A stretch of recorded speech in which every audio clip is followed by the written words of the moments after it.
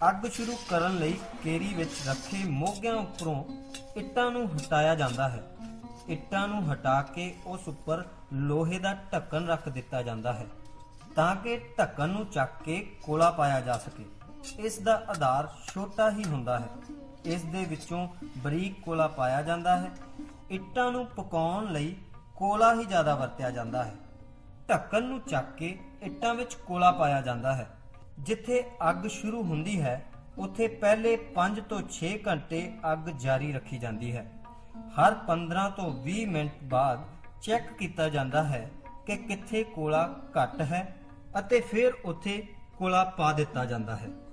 ਭਾਵੇਂ ਕੋਲਾ 5 ਤੋਂ 6 ਘੰਟੇ ਹੀ ਪਾਇਆ ਜਾਂਦਾ ਹੈ, ਪਰ ਇਸ ਦੀ ਗਰਮੀ ਲਗਭਗ 10 ਦਿਨ ਤੱਕ ਬਣੀ ਰਹਿੰਦੀ ਹੈ।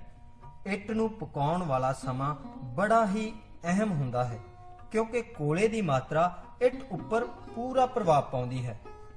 ਭਾਵ ਜੇ ਕੋਲਾ ਘੱਟ ਰਹਿ ਜਾਂਦਾ ਹੈ ਤਾਂ ਇੱਟ ਕੱਚੀ ਰਹਿ ਜਾਂਦੀ ਹੈ, ਜੇ ਜ਼ਿਆਦਾ ਪੈ ਜਾਂਦਾ ਹੈ ਤਾਂ ਇੱਟ ਸੜ ਜਾਂਦੀ ਹੈ।